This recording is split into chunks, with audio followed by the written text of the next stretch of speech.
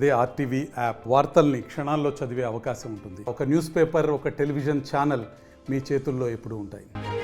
బోర్డులో చిక్కిన ఎలుకపిల్ల చందంగా మారింది పాకిస్తాన్ పరిస్థితి. ఒకవైపు భారత్, మరోవైపుగా బలూచిస్తాన్, మరోవైపుగా ఆఫ్ఘనిస్తాన్. అష్ట దిగ్బంధనంలో చిక్కుంది పాకిస్తాన్. ఇక బలూచిస్తాన్, ఆఫ్ఘనిస్తాన్ సంగతి పక్కన పెడితే భారత్ వైపు నుంచి అన్నీ కూడా పాకిస్తాన్ వైపుగా ఎక్కుపెట్టి ఉన్నాయి. ఇంకా ఏమైనా తోక జాడిచ్చినట్టుగా పాకిస్తాన్ ప్రవర్తిస్తే ఇక మనకున్నటువంటి ఆ ఎక్కుపెట్టినటువంటి అంశాలని వదిలేస్తే గనక పాకిస్తాన్ ఖండాలుగా పూర్తిగా చిత్తైపోవడం ఖాయంగా కనబడుతోంది. అయితే అసలు ఏం జరిగింది మొదటి నుంచి మీకు కొంచెం క్లుప్తంగా వివరించే ప్రయత్నం చేస్తాను. పహల్గామ్ దాడి, ఇంతకీ పహల్గామ్ అనే ప్రాంతం కాశ్మీర్ దగ్గర పహల్గామ్ అనేటువంటి ప్రాంతం ఉంటుంది. సో అక్కడ శ్రీనగర్ సమీపంలో పహల్గామ్ ప్రాంతం ఉంటుంది. పహల్గామ్ దగ్గర బైసరన్ వ్యాలీ అనేటువంటి ఒక మినీ స్విట్జర్లాండ్గా చెప్పబడుతున్నటువంటి ఒక ప్రాంతం ఉంది. అయితే అక్కడ కొంతమంది ప్రయాణికులు నిత్యం వెళ్తూనే ఉంటారు. టూరిజం స్పాట్ కాబట్టి వెళ్ళి సందర్శిస్తూ ఉంటారు. ఈ సమయంలో ఒకవైపు వేసవి ఉంది కాబట్టి దాని నుంచి తట్టుకోవడం కోసమో, టూరిస్ట్ స్పాట్ కోసమో, హాలిడేస్ కోసం అటువైపుగా వెళ్తూ ఉంటారు. 22 ఏప్రిల్ రోజున కొంతమంది ఉగ్రవాదులు ఏకంగా ఎక్కడి నుంచి వచ్చారు, ఎలా వచ్చారనేది మాత్రం వారి గురించి ఇంకా అన్వేషిస్తున్నారు. వారి గురించి ఇంకా విచారణ కొనసాగుతుంది. ఇంకెవరెవరు ఉన్నారు దాని వెనుక అనేది, కుట్రకోణం అనేది తేటతెల్లమే అవకాశం. ఎన్ఐఏ ప్రస్తుతం దానిపై నిఘా వేసింది. కానీ చెట్లపై నుంచి, అక్కడ చెట్లు చాలా అధికంగా ఉంటుంటాయి, చెట్లపై నుంచి కిందికి దూకేసి వారి చేతుల్లో గన్లున్నాయి. వచ్చి రాగానే ఒక్కసారిగా అటు మగవారిని ముఖ్యంగా టార్గెట్ చేసి మతం పేరుతో వారందరినీ క్వశ్చన్ చేసి కాల్చి పడేశారు.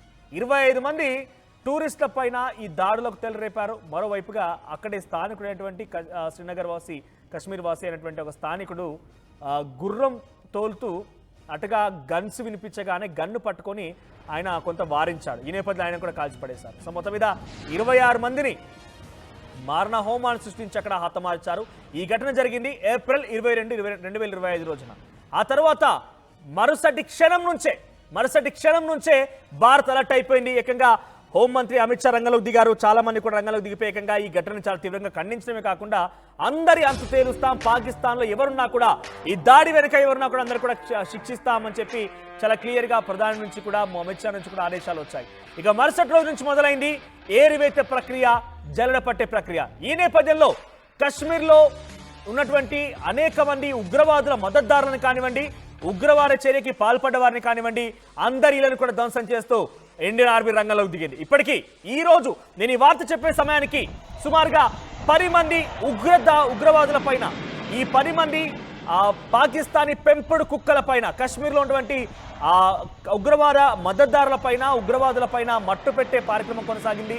కొన్ని ఫొటోస్ కూడా అటు ఆర్మీ అధికారులు విడుదల చేశారు. కొంతమంది ఊహాజనిత, అంటే ఎవరైతే అక్కడ ప్రత్యక్ష సాక్షులుగా ఉన్నారో వారి ఫోటోలను కూడా కొన్ని విడుదల చేశారు. అయితే ఆ ఘటనలో ఇద్దరు తెలుగు వాళ్ళు కూడా ఉన్నారు.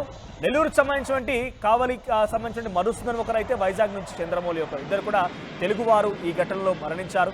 ఆ తర్వాత వరుసగా పాకిస్తాన్ ఒకవైపు కవ్యం చర్యలకు పాల్పడుతోంది. రకరకాల వ్యాఖ్యలు వినబడుతున్నాయి. ఏకంగా ఆ తర్వాత జరిగిన మరుసటి రోజే సింధు జలాల ఒప్పందాన్ని రద్దు చేస్తూ భారత ప్రభుత్వం నిర్ణయం తీసుకుంది. ఆ తర్వాత వీసాలను రద్దు చేస్తూ నిర్ణయం తీసుకుంది.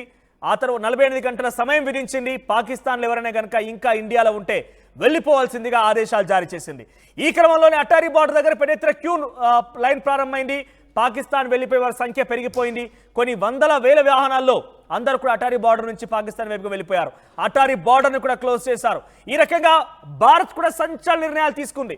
సింధు జలాల ఒప్పందం రద్దు అనే విషయం పైన ఇప్పటికే చాలా క్లియర్గా క్లారిటీతో మీకు చెప్పాం. ఇంతకీ సింధు జలాల ఒప్పందం ఏంటనేది కొంచెం అంటే దాని గురించి మీకు ఒక 2 విషయాలు చెప్పే ప్రయత్నం చేస్తాను.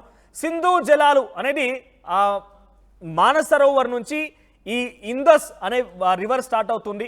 దానికి మరికొన్ని 5 సబ్ రివర్స్ అన్ని కలుపుకొని దాంతా కూడా ఒక పెద్ద నదీ ప్రవాహంలాగా పాకిస్తాన్లో ప్రవహిస్తూ ఉంటుంది. ఎంతలా అంటే ఇక్కడ పాకిస్తాన్లో ఎంటర్ అయినప్పటి నుంచి కూడా చివరిగా కరాచీ వరకు కూడా ఈ రివర్ సుమారుగా వెళ్తూ ఉంటుంది. సుమారుగా ఈ రివర్ ఆధారపడే 24 కోట్ల మంది జనాభా ఆధారపడి ఉన్నారు. అంటే ఎంతలా ఈ ప్రభావం చూపిస్తుంది అనేది అర్థం చేసుకోవచ్చు. దీని వెంట అనేక మంది కరెంట్ ప్రొడక్షన్ జరుగుతోంది, పవర్ ప్రొడ్యూసింగ్ జరుగుతోంది, ఎలక్ట్రికల్ ప్రొడక్షన్ జరుగుతోంది. అట్ ది సేమ్ టైం ఇంకొకటి agriculture main source, industries running main source. ఇటువంటి అన్ని సోర్సెస్ కూడా ఇండస్ వాటర్ పైన ఆధారపడి ఉన్నాయి. ఇండస్ వాటర్ అనేది మన భారతదేశం గుండా వెళుతూ పాకిస్తాన్ వెంటిగా ప్రవర్తించి సముద్రంలో కలుస్తుంది. దానికి తగ్గట్టుగానే ఇంకొన్ని రివర్స్ కూడా ఉన్నాయి. జీలం, సట్లెజ్, రవి, బియాస్, చినాబ్, ఈ మొత్తం 6 నదులు మొత్తం కూడా భారతదేశం నుంచే ప్రవహిస్తూ ఉంటాయి. సో పాకిస్తాన్ అప్పుడున్నటువంటి ఒప్పందం ఏంటంటే సింధు జలాల ఒప్పందంలో భాగంగా 1960లో జవహర్లాల్ నెహ్రూ అటు పాకిస్తాన్ ప్రధాని అయూబ్ ఖాన్ ఇద్దరి మధ్య జరిగిన ఒప్పందం ఏంటంటే సింధు జలాల నది ప్రవాహాన్ని, ఆ నీటిని భారత్తో పాటుగా పాకిస్తాన్ కూడా వినియోగించుకోవాలి. అప్పటి వరకు కూడా పాకిస్తాన్ తీసుగా వదిలిపెట్టలేదు. కానీ ప్రపంచ బ్యాంక్ మధ్యవర్తిత్వంతో ఇద్దరి మధ్య ఒప్పందాన్ని కుదిర్చి నీళ్ళని వాడుకోవడం ప్రారంభించింది. సో ఇప్పుడు ఎందుకు ఇదంతా చెప్తున్నానంటే సింధు జలాల ఒప్పందాన్ని రద్దు చేయడం అనే అంశం ఉంది కదా. సో రద్దు చేయడం అంశం మీద పాకిస్తాన్ పైన చాలా తీవ్రమైన ప్రభావం చూపిస్తోంది. ఈ నదీ ప్రవాహం మొత్తం వెళ్ళిపోయి అక్కడ కలుస్తోంది, అక్కడ వారంతా వినియోగించుకుంటున్నారు. కేవలం ఈ 6 నదుల్లో కూడా 3, అటు ఇండస్ కానివ్వండి, తర్వాత చినాబ్, జీలం, ఈ 3 కూడా పాకిస్తాన్ కింద ఉన్నటువంటి వెస్టర్న్ రివర్స్గా చెప్పబడుతూ ఉంటాయి. ఈస్టర్న్ రివర్స్గా ఇటు రవి, సట్లెజ్, బియాస్ 3 రివర్స్ అన్ని కూడా 3 ఇండియా కంట్రోల్లో ఉంటుంటాయి. సో ఇవన్నీ నదీ ప్రవాహం మొత్తం కూడా పాకిస్తాన్ వినియోగించుకుంటుంది. ఇప్పుడు నీటి బాంబు పేల్చింది పాకిస్తాన్ పైన ఇండియా. ఎంతలానంటే ఈ ఇండస్ వాటర్ ట్రీటీ అనే దాన్ని రద్దు చేయడం వెనుక పాకిస్తాన్ కక్కావికలం అయిపోతోంది. వారికి పవర్ ప్రొడక్షన్ ఉండదు, అగ్రికల్చర్ యూసేజ్కి నీళ్లు వినియోగించుకోలేరు, ఇండస్ట్రియల్ యూసేజ్కి నీళ్లు వినియోగించుకోలేరు.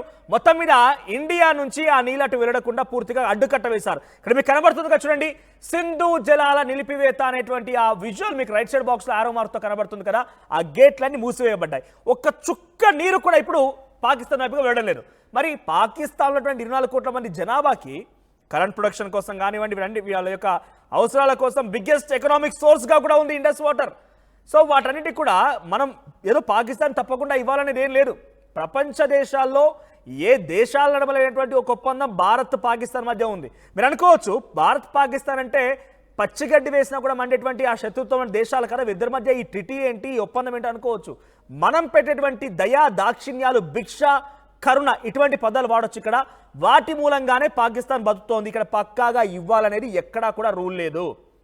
సో అటువంటి విషయాలపైన మన దయాదాక్షులతో బతికేటువంటి పాకిస్తాన్ పిచ్చి కుక్కలు, పాకిస్తాన్ సంబంధించినటువంటి ఈ యొక్క దుర్మార్గులంతా కూడా తిరిగి మన వాళ్ళపై దాడి చేసి, పహల్గామ్ దాడి ఒకటే కాదు, గతంలో మీరు గమనిస్తే కనుక పుల్వామా అటాక్ చూసాం. గతంలో అనేక సార్లు ఈ రకంగానే ప్రయత్నం చేసింది. మన ఆర్మీని, మన సివిలియన్స్ని అనేక సార్లు ఈ రకంగా ఇబ్బంది పెట్టి చాలా రకాలుగా ఇబ్బందులకు గురి చేసింది. సో ప్రస్తుతం ఈ ఘటన తర్వాత ఒక్కసారిగా the biggest agreement between 2 countries, ఇక్కడ వరకు ప్రపంచ దేశాల్లో ఎక్కడ లేనటువంటి ఒక అగ్రిమెంట్ని మనం రద్దు చేశాం కాబట్టి పాకిస్తాన్ అలాడిపోతోంది. ఇక వీసాలు రద్దు చేశాం. అటువైపు పాకిస్తాన్ కూడా తన గగనతలంపై నుంచి ఆ ఇండియన్కి సంబంధించి ఏ ఒక్క ఫ్లైట్ కూడా వెళ్లకుండా నిలిపివేసింది. తర్వాత రోజులు గడుస్తాను కొద్ది 22 ఘటన జరిగితే 23 నిర్ణయం తీసుకున్నాం. ఆ తర్వాత అటు పాకిస్తాన్ ప్రధాని ఒక మాట మాట్లాడుకొచ్చారు. ఏమన్నారంటే సింధు జలాలు మావి, మా నీళ్ళని కనుక ఎవరైనా ఆపితే డెఫినెట్గా we are ready with our force and defence అన్నారు. మా ఫోర్స్తో డిఫెన్స్తో మేము కూడా సిద్ధంగా ఉన్నామంటున్నారు. అసలు మన దయాదాక్షులతో వచ్చినటువంటి నీరుని అడ్డుకుంటే మా నీళ్ళంటూ సంబోధిస్తున్నాడు. ఆ తర్వాత మరికొంతమంది అటు పాకిస్తాన్ సంబంధించినటువంటి మాజీ మంత్రి బెనర్జీ భుట్టో సంబంధించి కుమారుడు ఆ దుర్మార్గుడు ఏం మాట్లాడాడంటే ఏకంగా సింధు జలాల ఒప్పందాన్ని రద్దు చేసి సింధు జలాల నీళ్ళని కనుక నిలిపివేస్తే అక్కడ పారేది నీళ్లు కాదు, భారతీయుల రక్తాలని చెప్పి మాట్లాడుకొచ్చాడు ఒక దుర్మార్గుడు. ఇక లష్కర్ తోయిబాకు సంబంధించినటువంటి మరొక సుప్రీం ఆ వ్యక్తి హఫీజ్ సయ్యద్ వాడేం మాట్లాడాడంటే ఆయన కూడా ఇదే మాట్లాడుకొచ్చాడు. అక్కడ కనుక నిలిపివేస్తే మోదీ అంతు చూస్తామన్నారు. కనీసం వెంట్రుకు కూడా పీకలన్న విషయాన్ని పాకిస్తాన్ గమనించాలి. ఎవరంతు చూసే అవకాశం పాకిస్తాన్కి లేదు.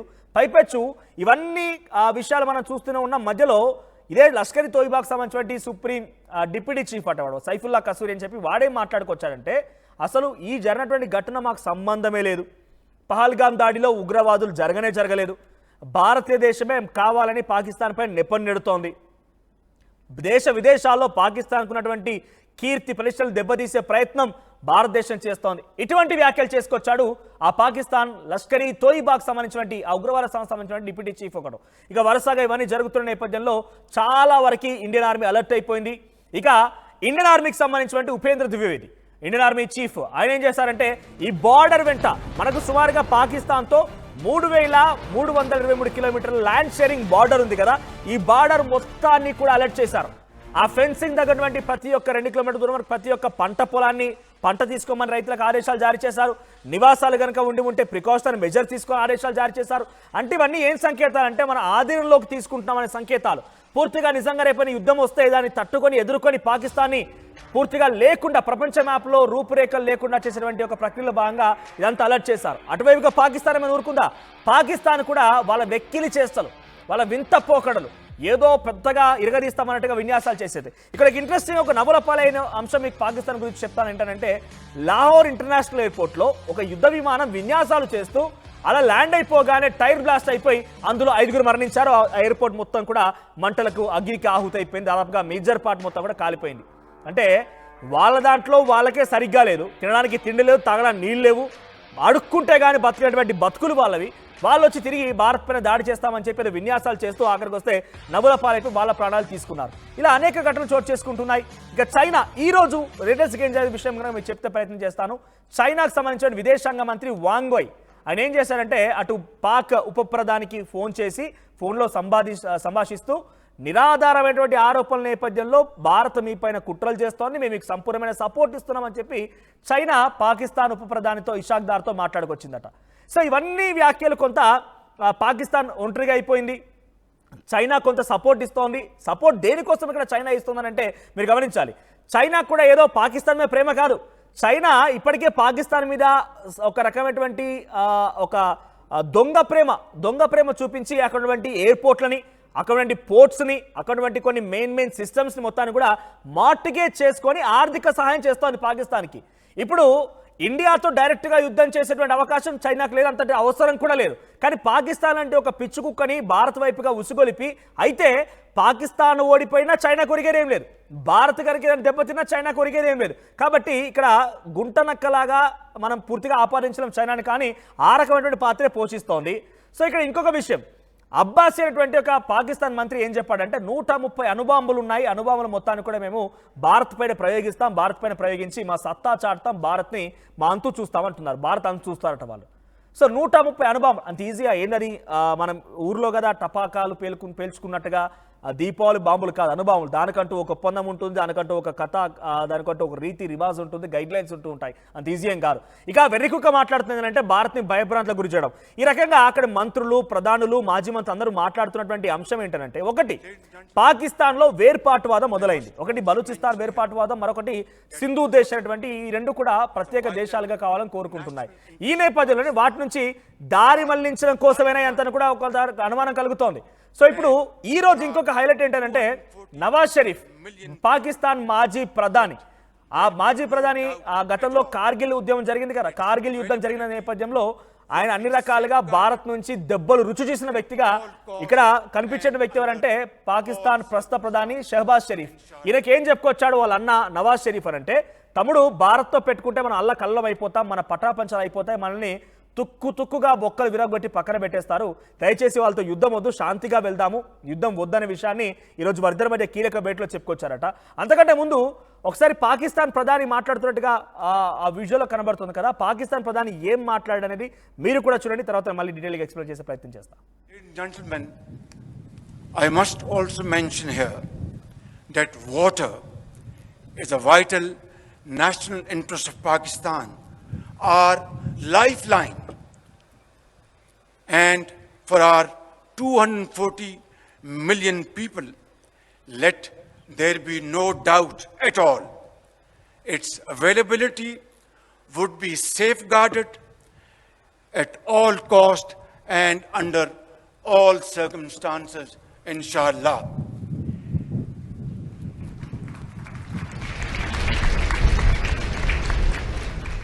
Therefore, any attempt to stop, reduce, or divert the flow of water belonging to Pakistan under the Indus Waters Treaty would be responded to with full force and might, and nobody should remain under any kind of stress. Remain fully capable and prepared to defend the country's sovereignty. Right, ఇక్కడ ఆయన పేరు షహబాజ్ షరీఫ్, పాకిస్తాన్ ప్రధాని. ఆయన ఏం చెప్తున్నాడంటే భారతదేశం నుంచి వచ్చేటువంటి ఆ ఇండస్ వాటర్ అనేది పాకిస్తాన్లో 24 కోట్ల మంది జనాభా ఆధారపడి ఉన్నారు, దాని నుంచి అనేక రకాలుగా మనం వాడుకుంటున్నాము. అయితే వాటిని ఆ నీళ్ళని ఏమంటున్నాడు, భారతదేశం నుంచి వచ్చేటువంటి నీళ్ళు అని చెప్తూనే మా నీళ్ళు అంటూ మాట్లాడుతున్నాడు. మన దయాదాక్షిణాలు, కరుణ, భిక్ష ఇవన్నీ కూడా ఇంకా చాలా పదాలు వాడొచ్చు. అటువంటి జీవితం గడిపేటువంటి పాకిస్తాన్ మా నీళ్ళు అంటూ సంబోధిస్తూనే ఇంతమంది ఆధారపడున్నారు కాబట్టి వాటిని నిలిపివేస్తే we are ready with our force and defence అంటున్నారు. కానీ ఇప్పుడు అదే పాకిస్తాన్ మాజీ ప్రధాని తమ్ముడు వాళ్ళతో పెట్టుకుంటే కొరివితో తలగొక్కున్నట్టు అవుతుంది. దయచేసి భారత్తో యుద్ధం అంటే మీరు ఏమనుకుంటున్నారంటగా ఆయనకు అంతా రుచి తెలుసు కాబట్టి, ఆయనకంతా కార్గిల్ వార్లో జరిగిన యుద్ధం తెలుసు కాబట్టి, అన్ని రకాల విషయాలు తెలుసు కాబట్టి ఆల్ ది ఎక్స్పీరియన్స్ తమ్ముడికి చెప్తున్నాడు. తమ్ముడు ఎవరో కాదు, పాకిస్తాన్ మాజీ ప్రధాని సోదరుడు, ప్రస్తుత ప్రధాని. సో ఈ రకంగా ఇవన్నీ జరుగుతున్న నేపథ్యంలో ఒక్కసారిగా ఇంకా ఉద్రిక్తత పెరుగుతూ ఉంది. అయితే అన్ని రకాలుగా పాకిస్తాన్ అష్టదిగ్బంధనం అయిపోయింది. సో ఇప్పటికే పాకిస్తాన్ ఇందాక చెప్పినట్టుగా ల్యాండ్ షేరింగ్ బార్డర్ 3,323 కిలోమీటర్లు మొత్తం కూడా ఇండియన్ ఆర్మీ కంట్రోల్లోకి తీసుకుంది. అటు ఎల్ఓసి సుమారుగా 740 కిలోమీటర్ల దూరం మొత్తం కూడా పాకిస్తాన్కి సంబంధించిన వాళ్ళ పాక్పేట్ కాశ్మీర్కి సంబంధించిన విషయాల్లో కూడా టెర్రర్ క్యాంప్స్ని రికగ్నైజ్ చేసింది. 42 టెర్రర్ క్యాంప్స్ ఉన్నాయి. ఈ టెర్రర్ క్యాంప్స్ అంటే రికగ్నైజ్ చేయడంతో పాటుగా ఏ క్షణమైనా వారిని మట్టు పెట్టొచ్చు, సర్జికల్ స్ట్రైక్స్ కూడా చేసే అవకాశం కూడా ఉంది. అంత ఈజీ ఏం కాదు అవన్నీ చేయడం అంటే, కాకపోతే కొన్ని విషయాలపైన డెఫినెట్గా స్ట్రెంగ్తెన్ చేసుకుని ఉండాలి, అలర్ట్గా ఉండాలి కాబట్టి ఉండిపోయింది. ఇక ఇది ఒకటే కాదు, అన్ని రకాల సంసిద్ధతతోని ఐఎన్ఎస్ విక్రాంతి కూడా సిద్ధం చేసి పెట్టింది. ఒకవేళ కనుక అటువైపు నుంచి ఏ ఒక్క చిన్న దాడి జరిగినా, లేకపోతే ఇంకేదైనా కవ్వింపు చర్యకు చేపట్టినా, లేకపోతే మన భారతదేశం కూడా ఇక సహించలేక ఓపిక పట్టి సహించలేకున్నాం కాబట్టి మనం సిద్ధమైన ఏదేం జరిగినా, అటువైపు నుంచి రియాక్షన్ వచ్చినా, మనకు కొంత ఓపిక నశించినా, ఏదేం జరిగినా కూడా పాకిస్తాన్ పైన ఒక్కసారిగా జంగు సైరన్ ఊదితే పాకిస్తాన్ నామ రూపాలు లేకుండా పోయే అవకాశం ఉంది. కరాచీని టార్గెట్ చేసి పెట్టించారు, అటు లాహోర్ని టార్గెట్ చేసి పెట్టించారు, ఇస్లామాబాద్, ఇలా అన్ని ప్రాంతాలను టార్గెట్ చేసి పెట్టించారు. పాక్ ఆక్యుపైడ్ కాశ్మీర్లో కూడా టెర్రర్ క్యాంప్స్ సిద్ధంగా ఉన్నాయి. టెర్రర్ క్యాంప్స్లను కూడా ఎక్కడ ఏ రకంగా అటాక్ చేయాలని విషయంపై సిద్ధం చేసి ఉంచారు. ఇక్కడ మీరు చూడండి, మ్యాప్లో కనబడుతోంది ఇంటర్నేషనల్ బార్డర్ షేరింగ్ సంబంధించి green and orange. International border sharing సంబంధించి ఎల్ఓసి అక్కడ పైన రెడ్ కలర్లో కనబడుతోంది. ఇక ఆ బార్డర్ షేరింగ్ ఉన్నటువంటి ఆ ప్రాంతాలు చూడండి, ఇక్కడ చివరి కరాచీ కనబడుతుంది కదా, కరాచీని టార్గెట్ చేసి ఉంచారు. ఏ క్షణమైనా లాంగ్ రేంజ్ టార్గెట్స్ అంటూ ఉంటాం బేసిక్గా వీటన్నింటిని, అంటే సుమారుగా 1500-2000 కిలోమీటర్ల పైబెటువంటి లాంగ్ రేంజ్ టార్గెట్స్గా ఉంటూ ఉంటాయి. అక్కడ టార్గెట్ సెట్ చేసి ఉంచారు.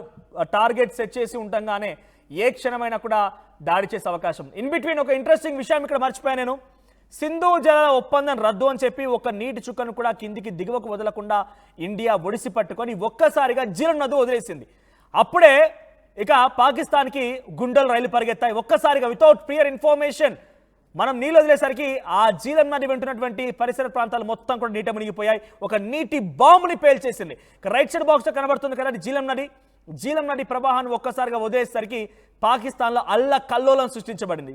అక్కడి అధికారులు ఒక్కసారి అలర్ట్ అయిపోయి సమీప ప్రాంతాలటువంటి గ్రామాలు మొత్తం కూడా వెకేట్ చేయించారు. అక్కడి నుంచి ఎవాక్యుయేట్ చేయించేసి దూర ప్రాంతాలకు తరలించేశారు, సేఫ్ జోన్ తరలించేశారు. సో ప్రధానమైనటువంటి నీటి బాంబునే భారత్ పేల్చింది. సో ఆ రోజు నుంచి కూడా ఇంకా పాకిస్తాన్ పైన భారత్ అన్ని రకాల సంసిద్ధత ఉండడంతో పాటుగా కశ్మీర్ అటువంటి ఉగ్రవాదులని ఏరేసేటువంటి ప్రక్రియ కొనసాగిస్తోంది.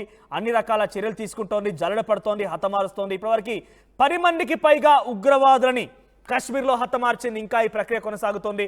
కొన్ని వందల సంఖ్యలో అనుమానం వచ్చిన అందరినీ కూడా విచారిస్తోంది. అందరి అంతు తేల్చే అవకాశం కనబడుతోంది. ఈ నేపథ్యంలోనే ఇంకా ఉద్రిక్తతలు పెరుగుతున్నాయి. రైట్, అక్కడ పాకిస్తాన్లో మరోవైపుగా మెడికల్ ఎమర్జెన్సీ కూడా కొనసాగుతోంది. అంటే ఎటువైపు నుంచి వారికి సోర్స్ లేదు. ఒకవైపు వాటర్ లేవు, తినడానికి ఆహారం లేదు, ఇన్ఫ్లేషన్ స్టార్ట్ అయింది, నిత్యావసర ధరలు పెరిగిపోయాయి, వేరుపాటువాదంతో కొంత ఉక్కిరిబిక్కిరవుతున్నారు. అన్ని రకాలుగా అష్టదిగ్బంధనం అయిపోయింది. పాకిస్తాన్లో అల్లకల్లోలమైన వాతావరణం కొనసాగుతుంది కాబట్టి మెడికల్ ఎమర్జెన్సీ కూడా కొనసాగుతుంది. ఎవరికైనా నిజంగానే అత్యవసరంగా వచ్చి, గతంలో నవాజ్ షరీఫ్కి ఆయన నవాజ్ షరీఫ్ అంటే పాకిస్తాన్ మాజీ ప్రధాని, అనేక రకాలుగా ఇబ్బందులు ఎదుర్కొని ఆయన అనారోగ్య బారిన పడిపోయారు. ఆయన అంతకంటే ముందు అనేక రకాల స్కామ్లో పాల్గొని అరెస్ట్ కూడా అయ్యారు, జైలు జీవితం గడిపారు. మధ్యలో ఆయనకి ఏదో ఇష్యూ వచ్చిందని చెప్పి ఎయిర్ అంబులెన్స్ సహాయంతో లండన్ లాంచ్ అయ్యారు. కానీ సామాన్య ప్రజలకు అలా ఉండదు కదా. ఇక్కడ డెఫినెట్గా ఆ ప్రభుత్వాలపైనే పాకిస్తాన్ ప్రజలు కూడా తిరుగుబాటు చేసే అవకాశం ఉంది. ఎందుకంటారు ఇక్కడ వాళ్ళకేమైనటువంటి ఒక ఎమర్జెన్సీ వచ్చినా, ఏదైనా అన్హెల్తీగా ఉన్నా, ఇంకేదైనా జరిగినా కూడా కనీసం మెడిసిన్స్ కూడా అందుబాటులో లేవట. హెల్త్ ఎమర్జెన్సీ ఉంది. మొత్తం మీద పాకిస్తాన్లో ఒక ఎమర్జెన్సీ సిచ్యువేషన్ తలపిస్తోంది, ఒక లాక్డౌన్ సిచ్యువేషన్ తలపిస్తోంది. ఎటు చూసినా కూడా అన్ని రకాలుగా పాకిస్తాన్ హస్తదిగ్బంధనమైన నేపథ్యంలో అవసరమైతే ఇంకొంత ఆలస్యం కనుక జరిగితే కొంత భారత్ కూడా అన్ని రకాలుగా వేచి చూస్తోంది కాబట్టి ప్రస్తుతం ఇంక ఎటువంటి యాక్షన్ అక్కడ కనిపించడం డైరెక్ట్గా పాకిస్తాన్ మీద యాక్షన్ కనిపించడం లేదు. కానీ కొంత వేచి చేసి చూస్తే డెఫినెట్గా బయట వాళ్ళు ఎవరో కాదు, పాకిస్తాన్లోని ప్రజలు అక్కడి ప్రజాప్రతినిధులపైన, అక్కడ నాయకులపైన, ప్రధానిపైన తిరుగుబాటు చేసి ఒక బంగ్లాదేశ్ లాగా, ఒక శ్రీలంక లాగా వచ్చేటువంటి అవకాశం కూడా ఉంది. చూద్దాం. ఇప్పటివరకైతే భారత ఆర్మీ అన్ని రకాల సంసిద్ధతతో ఉంది. అష్టదిగ్బంధనం అయిపోయింది పాకిస్తాన్. POKని కూడా ఆక్యుపై చేసిన ఆశ్చర్యపోవాల్సిన పని లేదు. ఇండియన్ ఆర్మీ అన్ని రకాలుగా సంసిద్ధతతో ఉంది. భారత ఆర్మీ బలగాలు పాకిస్తాన్ అన్ని రకాల నుంచి కంట కనిపెడుతూనే ఉన్నాయి. ఏ క్షణమైనా అది నేను చెప్తున్నాను, మళ్ళీ వాళ్ళ వైపు నుంచి ఏదైనా రియాక్షన్ వచ్చినా, మన వైపుగా నుంచి ఓపిక నశించినా కూడా ఇరువైపుల నుంచి మన వైపు నుంచి యాక్షన్ జరిగే అవకాశం ఉంది. అప్పుడు డెఫినెట్గా పాకిస్తాన్ ముక్కలు అవ్వడం ఖాయం కనబడుతోంది. ఒకసారి ఇండియన్ ఆర్మీ ఇటీవల కాలంలో భారతదేశం మొత్తం పాకిస్తాన్ పైన కోపంగా, ఆగ్రహంగా, చాలా తీవ్రమైనటువంటి ఒక ద్వేషంతో అన్ని కట్టలు తెచ్చుకున్నటువంటి ఒక కోపంతో నేపథ్యంలో మనలో ఇంకా ఆత్మస్థైర్యాన్ని, మన ధైర్యాన్ని పెంచడం కోసం ఒక వీడియో విడుదల చేసింది. ఆ వీడియోలో ఉన్నటువంటి నిజంగా ఆ వీడియో చూసి సరిపోతుంది ఎంతటి ధైర్యాన్ని మనం నింపారు ఇండియన్ ఆర్మీ అనేది. సో చాలామంది కూడా ఎప్పుడెప్పుడా ఈ వార్ అనే విషయాన్ని ఎదురు చూస్తూ ఉన్నారు. సో త్వరలోనే రాబోతోంది. ఒకరే కనుక వచ్చిన నేపథ్యంలో పాకిస్తాన్ మాత్రం డెఫినెట్గా అంతకంతకి డెఫినెట్గా క్షోభ అనుభవించాల్సి ఉంటుంది. 26 ప్రాణాలకు సంబంధించిన సమాధానం డెఫినెట్గా పాకిస్తాన్ చెప్పాల్సిన అవసరం అయితే ఉంది. ఒకసారి ఇండియన్ ఆర్మీ విడుదల చేసినటువంటి ఆ వీడియో చూద్దాం.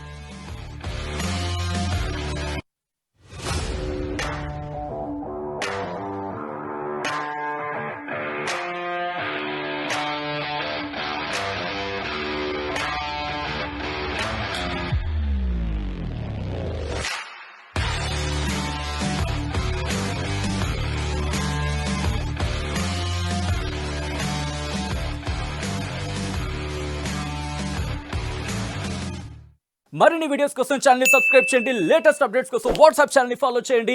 అండ్ లింక్ డిస్క్రిప్షన్ లో ఉంది.